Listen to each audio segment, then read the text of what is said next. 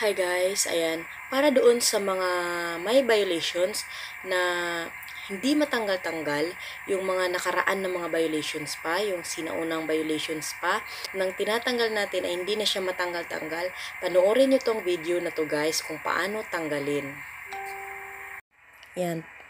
Punta tayo sa ating help and support, and then creator support, and then content and audience tools, and then reels.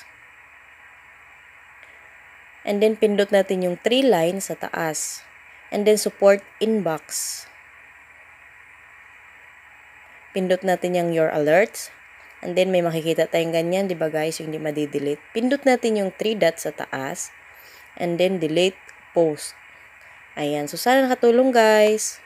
Thank you for watching guys. Sana nakatulong tong video na to sa inyo. Pakishare din po ng video na ito para sa iba. And follow for more video and tips. Bye! God bless!